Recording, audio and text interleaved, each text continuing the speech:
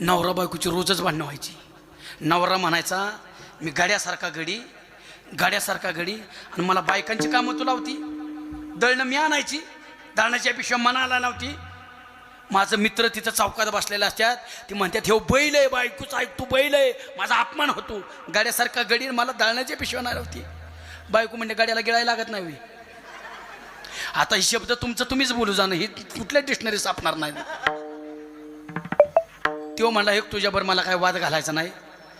पुढे जाऊन लय वाद होण्यापेक्षा आत्ताच मी असा निर्णय घेतलाय, माझा मित्र वकील आहे, त्याच्याकडे मी उद्याच जाणार आणि तुला तुमच्याला देणार, सोळी चिठ्ठी देणार. बायको म्हणली जा. त्याला वाटलं बायको कदाचित म्हणेल नको नका तसं करू. बायको म्हणली जा, तुझा मित्र वकील आहे ना, जाण फक्त मला सोळी चिठ्ठी दी, पुढचं काय करायची ती मी बघती. तू खरंच रागाच्या चिठ्ठीत होतो. दुसऱ्या दिवशी सकाळी लवकर उठलो, आंघोळ केली, चांगली कपडे घातली आणि वकिलाकडे गेलं. पण ज्या स्पीडने वकिलाकडे गेलं त्या स्पीडने माघारी आलं आणि बायकोला म्हणला दळणाची पिशवी दे, दळणाची पिशवी दे. बायको म्हणली कर गेलता तिकडे वकिलाकडे. काय झालं, का आला माघारी?